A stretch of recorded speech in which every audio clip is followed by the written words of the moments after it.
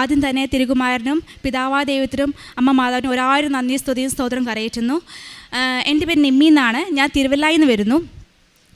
പക്ഷേ ഞാൻ അയർലൻഡിൽ ഒരു നേഴ്സായിട്ട് ജോലി ചെയ്യുവാണ്. ഞാൻ അയർലൻഡിൽ നിന്ന് ഡയറക്റ്റ് ഇപ്പോൾ വരുന്നത്. ഞാൻ ഉടമ്പടി എടുക്കുന്നത് എൻ്റെ ഈ പ്രശ്നങ്ങൾക്ക് ശേഷമാണ്. ശരിക്കും പ്രശ്നം ഉണ്ടായെന്ന് വെച്ചാൽ 2021 ജൂലൈയിൽ എൻ്റെ ജോലി തന്നെ വലിയൊരു പ്രശ്നം ഉണ്ടായി. അതെൻ്റെ ജോലി തന്നെ നഷ്ടപ്പെടുന്ന രീതിയിലേക്ക് ആയി മാറി.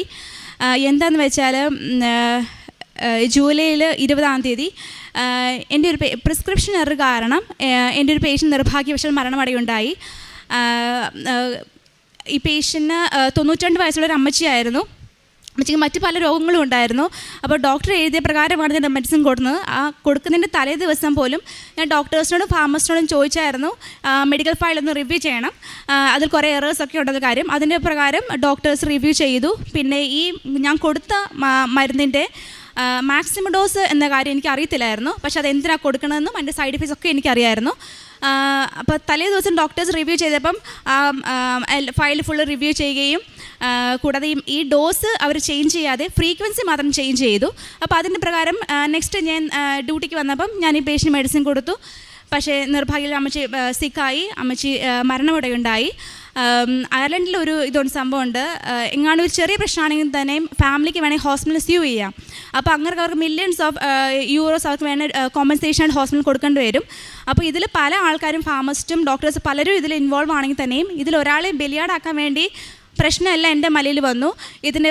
ഇതിന് ശേഷം റിവ്യൂ മീറ്റിങ്സ് നടക്കുന്നു, പല മീറ്റിങ്സ് നടക്കുന്നുണ്ടായിരുന്നു. പക്ഷേ ഓരോ മീറ്റിങ്സിലും ഞാൻ പോയിക്കൊണ്ടിരുന്നപ്പോഴും എല്ലാം ഞാൻ പറയണമെന്ന് കേൾക്കാതെ എല്ലാം എനിക്ക് എതിരായിട്ട് വന്നുകൊണ്ടിരിക്കുകയാണ്. ഞാൻ പ്രാർത്ഥിക്കുമായിരുന്നെങ്കിലും കൂടുതലും മനുഷ്യരിലായിരുന്നു ആശ്രയിച്ചിരുന്നത്. എല്ലാ ദിവസവും ബൈബിൾ വായിക്കുകയൊക്കെ ചെയ്യും. പക്ഷേ ഞാൻ കൂടുതലും എന്നെ ഹെൽപ്പ് ചെയ്യുന്ന ആൾക്കാരുണ്ടല്ലോ, പേടിക്കണ്ട, ഇങ്ങനെ എക്സ്പീരിയൻസ് ഉള്ള ആൾക്കാർ, അപ്പോൾ അങ്ങനെയൊക്കെയായിരുന്നു ഞാൻ എൻ്റെ ചിന്ത. പക്ഷേ അന്നേരമൊക്കെ ഈ പ്രശ്നങ്ങൾ കൂടുതൽ കോംപ്ലിക്കേറ്റഡ് ആയിട്ട് വരുമായിരുന്നു. ഒന്നിനും അണ്ടയ്ക്കായിട്ട് ഓരോന്നും കൊണ്ടേയിരുന്നു. അങ്ങനെ ഞാൻ ജൂലൈയിൽ നാട്ടിൽ വരുന്നു. 2022 ജൂലൈയിൽ നാട്ടിൽ വരുന്നു. ഞാൻ മാതാവിന് എനിക്ക് ഒത്തിരി ഇഷ്ടമായിരുന്നു. പക്ഷേ ഞാൻ മാതാവിനെ അപേക്ഷിക്കാറൊന്നുമില്ല. ഞാൻ മാതാവിന് മുന്നിൽ പോയിട്ട് പറയും, മാതാവേ എനിക്ക് ഇഷ്ടമാണ്, ഞാൻ അപേക്ഷിക്കത്തൊന്നുമില്ലെന്ന് പറയും. അങ്ങനെ ഞാൻ 2022 ജൂലൈയിൽ നാട്ടിൽ വരുന്നു. മമ്മി ഇതുപോലെ കൃപാസനത്തെ കുറിച്ച് പറയുന്നു. അപ്പം ഞാൻ ഓർത്തു, ഓക്കെ എന്നാൽ ഇത്ര വലിയ പ്രശ്നമല്ലേ, മാതാവിൻ്റെ അടുത്ത് നിന്ന് പറയാമെന്ന് വെച്ച് ഞാൻ ഇവിടെ വരുന്നു. ഇവിടെ വന്ന് ഞാൻ പ്രാർത്ഥനയോടെ തന്നെ ഉടമ്പടി എടുക്കുന്നു. പക്ഷേ ഞാൻ തിരിച്ച് അയർലൻഡിലേക്ക് പോന്നു. പക്ഷേ അവിടെ ഞാൻ പ്രാർത്ഥനയൊക്കെ ഉണ്ടായിരുന്നു. പക്ഷേ എനിക്ക് അത് കൃത്യമായി പാലിക്കാൻ സാധിച്ചിരുന്നില്ല. അങ്ങനെ ഒക്ടോബർ അപ്പം എൻ്റെ ഫ്രണ്ട്സൊക്കെ പറഞ്ഞു, ഇത് കൂടുതൽ പ്രശ്നത്തിലേക്കൊന്നും പോകത്തില്ല, അങ്ങനെ പ്രശ്നമാണെങ്കിൽ അത് ഹോസ്പിറ്റലിൽ തന്നെ ആയിരിക്കും പ്രശ്നം, അതുകൊണ്ട് കൂടുതൽ പ്രശ്നമൊന്നും ആകത്തില്ലെന്ന് പറഞ്ഞു. അങ്ങനെ ഒക്ടോബർ 21 തീയതി എൻ്റെ എംപ്ലോയീസായിട്ട് ഒരു മീറ്റിംഗ് നടക്കുന്നു. റിവ്യൂ മീറ്റിങ്ങിനൊക്കെ ശേഷം ഒരു ഫൈനൽ മീറ്റിംഗ് എംപ്ലോയീസോട് നടക്കുന്നു, ഇതിൻ്റെ കൺക്ലൂഷൻ അറിയാൻ വേണ്ടി. അപ്പോഴും ഞാൻ അതിന് 2-3 ദിവസം മുൻപേ ഞാൻ ഈ ദിവസം പള്ളിയിൽ പോയിട്ട് പ്രാർത്ഥിച്ചു, എൻ്റെ ദൈവമേ, അങ്ങാണും NMB എന്ന് പറഞ്ഞാൽ നഴ്സിംഗ് ബോർഡ് ഓഫ് അയർലൻഡ് ആണ്, അവരെങ്ങാനും റെഫർ ചെയ്താൽ അവിടെ നിന്ന് എനിക്ക് വിടുതൽ കിട്ടുവാണെങ്കിൽ അത് നീ മാതാവും എൻ്റെ കഥ ഇറങ്ങി വന്ന വിടുതലായിരിക്കണം, അതായിട്ട് എനിക്ക് പരിപൂർണ്ണ വിശ്വാസമുണ്ട്. അങ്ങനെയാണെങ്കിൽ വേണമെങ്കിൽ അവിടുന്ന് ഹിതമാണെങ്കിൽ അത് നടന്നോട്ടെ, പക്ഷേ എങ്കിലും എനിക്കത് ആഗ്രഹമില്ല. കാരണം ഓൾറെഡി ഇത്രയും പ്രശ്നമായി, എനിക്ക് വീണ്ടും പ്രശ്നങ്ങൾ വേണമെന്ന് ആഗ്രഹമില്ലെന്ന് പറഞ്ഞു. പക്ഷേ ഞാൻ ഒക്ടോബർ 21 തീയതി മീറ്റിംഗ് കൂടാൻ പോന്നു. ഞാൻ പറഞ്ഞതുപോലെ എന്തോ NMB റെഫറിൽ അവരെന്നെ റെഫർ ചെയ്യുന്നു. ഞാൻ ശരിക്കും ഷോക്കായിപ്പോയി. ഞാൻ ഒട്ടും പ്രതീക്ഷയില്ല അവർ ചെയ്യുമായിരുന്നു. പക്ഷേ ചെറിയൊരു മനസ്സിൽ അവിടെ ഇവിടെയോ എന്തോ സംശയം പോലെ ഉള്ളായിരുന്നു. അപ്പോൾ ഞാൻ ആകെ തകർന്നു പോയി. അപ്പോഴും ഞാൻ പ്രതീക്ഷിച്ചു ചിലപ്പം വേണമെങ്കിൽ ഡിസിഷൻ മാറ്റായിരുന്നു, പക്ഷെ മാറ്റിയില്ല. അപ്പം ഞാൻ എൻ്റെ ഉടമ്പടിയെക്കുറിച്ച് ഓർത്തു. ഞാൻ ശരിക്കും എൻ്റെ അതിലുള്ള പിഴവുകളെക്കുറിച്ച് ഞാൻ ശരിക്കും ആത്മപരിശോധന ചെയ്യാൻ തുടങ്ങി. എൻ്റെ തെറ്റുകൾ ഞാൻ തിരുത്താൻ തുടങ്ങി. ഉടമ്പിൽ കൂടുതൽ വിശ്വസ്തയോടെ മാതാവിൻ്റെ അടുത്ത് വരാൻ തുടങ്ങി. മാതാവെ ഞാൻ മുട്ടിപ്പായിട്ട് പ്രാർത്ഥിക്കാൻ തുടങ്ങി. മാതാവ് എനിക്ക് മധ്യസ്ഥം നിൽക്കണേ ഞാൻ പ്രാർത്ഥിച്ചു. പിന്നീട് ഞാൻ കണ്ടത് മുഴുവനും എൻ്റെ ഓരോ പ്രശ്നങ്ങൾ എൻ്റെ കൺമുന്നിൽ അഴിഞ്ഞുകൊണ്ടേയിരിക്കുക. എനിക്കെതിരായിട്ട് നിന്നവർ എനിക്ക് നല്ല റെഫറൻസ് തരുന്നു. കാരണം NMB റെഫറൻസിൽ പോകുമ്പോൾ പല ഫോംസും പല സ്റ്റേറ്റ്മെൻറ്റ് കൊടുക്കണം. അപ്പോൾ അതിനുവേണ്ടി എനിക്ക് ശത്രുക്കൾ പോലും എനിക്ക് അതിൻ്റെ നല്ല റെഫറൻസ് തരുന്നു. അപ്പം ഞാൻ കൂടുതൽ ഇച്ചിരി തീഷ്ണതയായി. ഞാൻ ഓരോ ഉടമ്പടിയും പിന്നെ ഓരോ കാര്യങ്ങൾ ഞാൻ ഇച്ചിരി തീഷ്ണതയോടെ ചെയ്യാൻ തുടങ്ങി. അങ്ങനെ ഓരോ പ്രശ്നങ്ങൾ അഴിയാൻ തുടങ്ങി. അങ്ങനെ മാർച്ച് അപ്പം NMB ഈ കേസ് നോക്കാൻ വേണ്ടി ഒരു പ്രിലിമിനറി കമ്മിറ്റിയെ രൂപീകരിച്ചു. അപ്പം എൻ്റെ ഫ്രണ്ട്സൊക്കെ പറഞ്ഞു എന്തെങ്കിലും ശിക്ഷ കിട്ടാതെ ഇരിക്കില്ല, വേണമെങ്കിൽ ചിലപ്പോൾ 2 വർഷം സസ്പെൻഷനോ എന്തെങ്കിലുമൊക്കെ ശിക്ഷ കിട്ടാതെ ഇരിക്കത്തില്ല പറഞ്ഞു. അപ്പോഴും ഞാൻ പറയേണ്ട ദൈവമേ എന്തെങ്കിലും ചെറിയ ശിക്ഷ എനിക്ക് തന്നാൽ മതി, കാരണം ഇത്രയും വലിയ ശിക്ഷ എനിക്ക് വേണ്ട ദൈവമേ എന്നൊക്കെ ഞാൻ പറഞ്ഞു. അപ്പം ഞാൻ പിന്നെ പ്രാർത്ഥിച്ചു, എൻ്റെ കർത്താവിനല്ല എൻ്റെ മാതാവിനാലും എൻ്റെ കർത്താവ് അസാധ്യമായിട്ടൊന്നുമില്ല. എൻ്റെ മാതാവ് എൻ്റെ കർത്താവിനോട് പറഞ്ഞു ഉറപ്പാട് എനിക്ക് പൂർണ്ണ വിടുതൽ കിട്ടും. ഞാൻ പറഞ്ഞു കർത്താവേ ഇതിൽ എനിക്ക് ഒരു കുഴപ്പവും ഇല്ലയെന്ന് എനിക്കൊരു ആൻസർ കേൾക്കണം, എൻ്റെ പേർക്ക് ഒരു കുറ്റവും ഇല്ലയെന്ന് എനിക്കൊരു ആൻസർ കേൾക്കണം ഞാൻ പ്രാർത്ഥിച്ചു. അങ്ങനെ മാർച്ച് 15-ാം തീയതി പ്രിലിമിനറി കമ്മിറ്റിക്ക് ഒരു മീറ്റിംഗ് നടത്തി. ആ മീറ്റിങ്ങിൽ അപ്പം അവർ പറഞ്ഞു എൻ്റെ പേർക്ക് അവർക്ക് ഒരു കംപ്ലയിൻറ്റ് ഒരു കുറ്റം കാണാൻ സാധിക്കുന്നില്ല. അങ്ങനെ അവർക്ക് പക്ഷേങ്കിൽ അതിന് മുന്നേ തന്നെ അന്ന് മാർച്ച് 15-ാം തീയതി എൻ്റെ അപ്പയും അമ്മയും ഇവിടെ വന്ന് മുട്ടിപ്പായി കരഞ്ഞ് പ്രാർത്ഥിക്കുകയും അന്ന് അച്ഛനെ കാണാൻ ഒരു അനുഗ്രഹം കൂടെ ഉണ്ടായി. ഞാൻ ഈ മീറ്റിംഗ് നടക്കുന്ന ആ സമയത്ത് ഞാൻ ലൈറ്റ് കാൻഡിൽ പ്രയർ റിക്വസ്റ്റ് വിട്ടു. അന്ന് റിപ്പോർട്ട് വന്നു, എൻ്റെ പേർക്ക് ഒരു പ്രശ്നവുമില്ല. പക്ഷെങ്കിൽ മാർച്ച് 21-ന് NMBI ഒരു ഫൈനൽ മീറ്റിംഗ് നടത്തും. ആ മീറ്റിങ്ങിൽ അവർ അക്സെപ്റ്റ് ചെയ്യണം ഇത്. അപ്പോൾ അവർക്ക് വേണമെങ്കിൽ അത് തിരുത്തി ഫിറ്റ്നസ് ടു പ്രാക്ടീസിലേക്ക് റെഫർ ചെയ്യാം, പിന്നെ അല്ലാതെ വേറെ ആക്ഷൻസ് ഒക്കെ എടുക്കാം. അപ്പോഴും ഞാൻ പിന്നെ വീണ്ടും മുട്ടിപ്പായി പ്രാർത്ഥിക്കാൻ തുടങ്ങി, വീണ്ടും എൻ്റെ പപ്പയും അമ്മയൊക്കെ പ്രാർത്ഥിക്കാൻ തുടങ്ങി, എൻ്റെ ഹസ്ബൻഡൊക്കെയും എല്ലാവരും പ്രാർത്ഥിക്കാൻ തുടങ്ങി. അങ്ങനെ മാർച്ച് 21-ാം തീയതി ആയപ്പോഴത്തേക്ക് അവർ വീണ്ടും പറഞ്ഞു എൻ്റെ പേർക്ക് ഒരു കുറ്റവും ഇല്ല. ഞാൻ എന്തോ പറയണ്ടേ, ആ ഒരു വിടുതൽ എന്ന് പറയുമ്പം തമ്പുരാനും എൻ്റെ അമ്മമാതും എനിക്ക് ഇറങ്ങി നിന്ന വിടുതലാണ്. കാരണം ഞാൻ മനുഷ്യനെ ആശ്രയിച്ചപ്പോൾ എൻ്റെ പ്രശ്നങ്ങൾ കൂടുതൽ വഷളായിക്കൊണ്ടിരുന്നപ്പം ഞാൻ തമ്പുരാനിലും എൻ്റെ അമ്മമാതാലും വിശ്വസിച്ചപ്പം എൻ്റെ പ്രശ്നങ്ങൾ അയഞ്ഞ് കുഴിക്ക് ഞാൻ കാണാൻ സാധിച്ചത്. എനിക്ക് അതിൽ മനസ്സിലായത് ഇത് not by the merit but by the grace എന്നുള്ള കാര്യം ശരിക്കും മനസ്സിലായി. പിന്നെ ഒരു കാര്യമുണ്ട്, എനിക്ക് ഓരോ പ്രശ്നങ്ങൾ വരാൻ തുടങ്ങിയപ്പോഴും എനിക്ക് വാഗ്ദത്തങ്ങളിലൂടെയാണ് എൻ്റെ തമ്പുരാനോട് സംസാരിച്ചിരുന്നത്. ഞാൻ ശരിക്കും പ്രവാചകന്മാരുടെ പുസ്തകമൊന്നും വായിക്കുന്നത് എനിക്കത് മനസ്സിലാവത്തില്ലായിരുന്നു. അപ്പം ഇതിനുശേഷം ഞാൻ പ്രവാചകന്മാരുടെ പുസ്തകം വായിക്കുന്നത് അതിലൂടെ കർത്താവിനോട് സംസാരിക്കാൻ തുടങ്ങി, യേശയ്യാ പ്രവാചകൻ അങ്ങനെയുള്ള കാര്യം. പിന്നെ ഞങ്ങളുടെ നഴ്സിംഗ് പഠിച്ച കാലം തൊട്ടേ ഞങ്ങൾ ഫ്രണ്ട്സ് എല്ലാവരോടും കൂടെ എല്ലാ ന്യൂയിനും വാഗ്ദത്തം എടുക്കുന്ന ഒരു പതിവുണ്ടായിരുന്നു. അങ്ങനെ എനിക്ക് ഈ വർഷത്തെ വാഗ്ദത്തം കിട്ടിയത് നിനക്ക് യേശയ്യാ 54:17 എന്നുള്ള വാക്യമായിരുന്നു. നിനക്കെതിരെ വന്ന ഒരു ആയുധം ഫലപ്രദമാകുകയില്ലെന്നായിരുന്നു.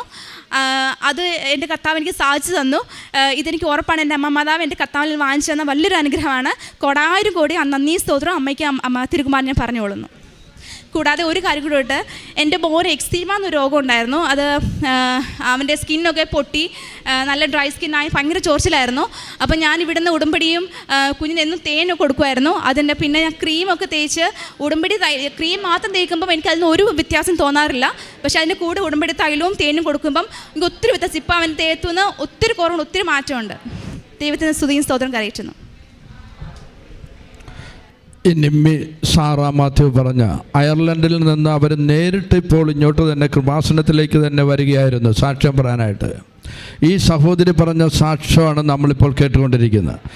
അത് ഇവർ ഒരു ദിവസം ഡോക്ടർ നഴ്സായിട്ടാണ് അവരവിടെ ജോലി ചെയ്യുന്നത്.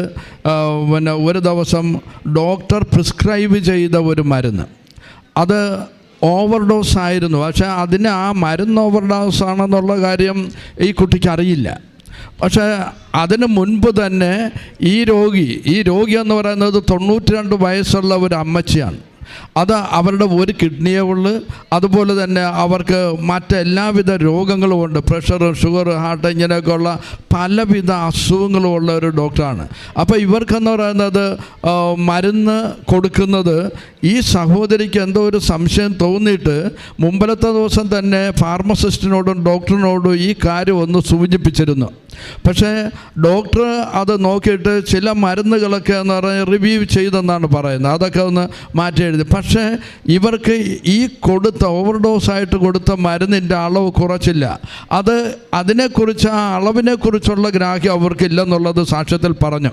അങ്ങനെ ആ മരുന്ന് കൊടുത്ത് എന്തായാലും ചുരുക്കി പറഞ്ഞാൽ ആ രോഗി മരിക്കുകയാണ് ചെയ്തത്.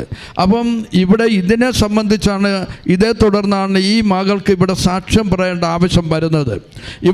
അവിടെ ഡോക്ടർ പിന്നെ ഹോസ്പിറ്റലിൽ റിവ്യൂ മീറ്റിംഗ് കൂടി, അതിന് പുറത്തുള്ളവരൊക്കെ കൂടെ വന്നുകൊണ്ടുള്ള ഒരു റിവ്യൂ മീറ്റിംഗ് കൂടി. അപ്പോൾ അതിലൊരു തീരുമാനം എന്ന് പറഞ്ഞാൽ ഈ വിഷയത്തിന് ആരെങ്കിലും ഒരാൾ ബലിയാണ്ടായെങ്കിൽ മാത്രമേ ഈ ഹോസ്പിറ്റലിൽ അതിൻ്റെ നിലനിൽപ്പുള്ളൂ. അതുകൊണ്ടെന്ന് പറയുന്നത് നേഴ്സായതുകൊണ്ട് ഫാർമസിസ്റ്റോ ഡോക്ടറോ മറ്റാർക്കും അല്ല, ഈ നേഴ്സാണ് ഇത് ഇഞ്ചക്ഷൻ എടുത്തത്. അതുകൊണ്ട് ഈ നേഴ്സിൻ്റെ മേലെ ഈ കുറ്റം ചാർത്തിയാണ് ചെയ്തത്. അപ്പോൾ അങ്ങനെ അങ്ങ് അന്വേഷണം അങ്ങ് പോവുക. ഒടുവിൽ ചുരുക്കം പറഞ്ഞു കഴിഞ്ഞാൽ NMBI എന്നുള്ള അവരുടെ അയർലൻഡിലുള്ള മെഡിക്കൽ ബോർഡാണ്. അപ്പോൾ അവരാണ് ഇവർക്ക് രജിസ്ട്രേഷൻ കൊടുക്കുന്നത്. അപ്പം അവിടെയും വരെ പ്രശ്നമെത്തി. അപ്പം അവിടെ നിന്ന് അവർക്ക് വേണമെന്നുണ്ടെങ്കിൽ ഇവരുടെ അംഗത്വം തന്നെ നഷ്ടമാക്കിക്കൊണ്ട് പിന്നെ ഇവിടെ ജോലി ചെയ്യാത്ത അവസ്ഥയിലേക്ക് വരാം. അപ്പോൾ NMBIയുടെ അന്വേഷണത്തിലേക്ക് വരികയും ഇതിൽ ഇവർ പെടുകയും ചെയ്തപ്പോഴാണ് ഈ മകള് ഇവിടെ വന്ന് ഉടമ്പടി എടുക്കാനായിട്ട് തയ്യാറായത്. ശരിയാണോ പറഞ്ഞത്? അടുപ്പിച്ച് വെച്ചോളൂ. ശരിയാണ് പറഞ്ഞല്ലേ? അപ്പം അതിനുശേഷം എന്ന് പറയുന്നത് ഈ മകള് അന്വേഷണം അങ്ങ് തുടർന്ന് പോയിക്കൊണ്ടിരിക്കുകയാണ്. എന്തായാലും ശിക്ഷ ഉറപ്പാണ്. കാര്യം എന്ന് പറഞ്ഞാൽ ഈ മകളോട് അത്ര താല്പര്യമില്ലാത്തവർ, ഇങ്ങനെ ഒരു പ്രശ്നങ്ങൾ ഉണ്ടാകുമ്പോഴാണല്ലോ പലരും അവരവരുടെ ഭാഗങ്ങൾ ക്ലിയർ ചെയ്യുന്നതിന് വേണ്ടി ഗ്രൂപ്പിസം ഉണ്ടാക്കിക്കൊണ്ട് അവിടെ പലതുമൊക്കെ ചെയ്യാനായിട്ട് ഇവർക്കെതിരെയാണ് എല്ലാവിധ പ്രശ്നങ്ങളുമായിട്ട് വരുന്നത്. അപ്പം ഇങ്ങനെ വന്നപ്പോൾ എന്താണ്, ഈ മകൾ ഒരു കാര്യം ചെയ്ത് ഉടമ്പടി പ്രാർത്ഥനയിൽ എൻ്റെ ദൈവമേ എന്നിൽ എന്തെങ്കിലുമൊക്കെ പാകപ്പിഴയുണ്ടോ എന്ന് സ്വയം ആത്മശോധന ചെയ്യുന്നു. സ്വയം ആത്മശോധന ചെയ്തിട്ട് തന്നിലുള്ള കുറവുകളെ അവർ നികത്താനായിട്ട് പരിഹരിക്കാനായിട്ട് തയ്യാറാകുന്നു. അവർ പാപങ്ങളെക്കുറിച്ച് ശരിക്കും അനുതപിക്കുന്നു. അതാണ് ഒരു മാർത്തോമ സഭയിൽപ്പെട്ടിട്ടുള്ള ഒരു സഹോദരിയാണ് അവർ അനുതപിക്കുന്നത്. അതല്ലേ അവിടെ പറയുന്ന ഉടമ്പടിയുടെ ബേസിക് ആയിട്ടുള്ള നിയമം എന്ന് പറയുന്നത് തന്നെ അതല്ലേ, നിങ്ങളെ തന്നെ വിശുദ്ധീകരിക്കുവിൻ, കർത്താവ് നാളെ നിങ്ങളുടെ ഇടയിൽ അത്ഭുതം പ്രവർത്തിക്കുമെന്ന് ജോഷുവ 3:5 പറയുന്നുണ്ട്. അപ്പം ആ മകളെ തന്നെ ഒന്ന് ആത്മാർത്ഥമായിട്ടൊന്ന് വിശദീകരിച്ച് അത് ക്ഷമിക്കാനുള്ളവരുടെ ക്ഷമിക്കുന്നു. അതുപോലെ തന്നെ മറ്റ് കാര്യങ്ങളിലൊക്കെ അവർ ശരിയായ വിധത്തിൽ ഉടമ്പടിയുടെ കാര്യങ്ങളെല്ലാം പാലിക്കാനായിട്ട് തീരുമാനമെടുത്ത് അതിനുശേഷം അടുത്ത ദിവസം NMAയുടെ റിപ്പോർട്ട് വരികയാണ്. ഇവർക്ക് യാതൊരുവിധ കുഴപ്പമില്ല, ഇവരുടെ ഭാഗത്തൊന്നും കുഴപ്പമില്ല, ഇവർക്കൊരു ചെറിയ തെറ്റ് പോലും ഒരു ചെറിയ ശിക്ഷ പോലും ഇവർക്കില്ലെന്ന്. നോക്കണേ, എവിടെയായിരുന്നു അവിടെ ഞാൻ വിശ്വസിക്കുന്ന ഈ മകളെന്ന് പറയുന്നത് ഒന്നുകൂടി വിശുദ്ധീകരിക്കുന്നതിനും അതുപോലെ തന്നെ ഉടമ്പടിയിൽ കുറച്ചുകൂടെ ഉറച്ചു നിന്നുകൊണ്ട് എൻ്റെ കൽപ്പനകൾ പാലിക്കുകയും അതനുസരിച്ച് ജീവിക്കുകയും ചെയ്യുന്നവർക്ക് എല്ലാം ലഭിക്കുമെന്ന് തമ്പുരാൻ നമ്മുടെ ഉടമ്പടിയിലൂടെ ആദ്യമേ തന്നെ വാഗ്ദാനം ചെയ്യുന്നുണ്ട്. നിയമാവർത്തനത്തിൻ്റെ 29:9 അത് ഈ മകളിലൂടെ നടക്കുകയായിരുന്നു. ഈ മകൾ ഇന്നിവിടെ ഒരു സാക്ഷ്യമായി നിൽക്കുന്നത് ഉടമ്പടിയിൽ ശരിക്ക് പാലിക്കുകയും വിശുദ്ധീകരിക്കുകയും ചെയ്തു കഴിയുമ്പോഴാണ് അമ്മ അത്ഭുതം ചെയ്യുന്നത്. ആർക്കും പരിഹരിക്കാൻ പറ്റാത്ത പ്രശ്നങ്ങൾ, അതാണ് ഈ മകൾ പറയുന്നത്, not by merit but by grace. അതായത് നമ്മുടെ കഴിവോ നമ്മുടെ ഒന്നും കൊണ്ടല്ല, ദൈവത്തിൻ്റെ ദാനമാണ് ഇതെല്ലാം. പരിശുദ്ധാമ്മ ഉടമ്പടി എടുക്കുമ്പോൾ സഞ്ചാരി മാതാവ് ഈ മകളുടെ കൂടെ പോയി പ്രശ്നങ്ങൾക്ക് NMBI ആ ബോർഡിൽ പോയി വാദിക്കുന്നുണ്ട്. ഇതൊക്കെയാണ് അത്ഭുതങ്ങൾ നടക്കുന്നത്. അതുകൊണ്ട് നമുക്ക് ഈ മകൾക്ക് കൊടുത്ത എല്ലാ അനുഗ്രഹങ്ങൾക്കും കൃപകൾക്കും നമുക്ക് ശക്തമായിട്ട് കരങ്ങളടിച്ചുകൊണ്ട് അമ്മ മാതാവിനെ ഈശോയെ ഒന്ന് മഹത്വപ്പെടുത്താം.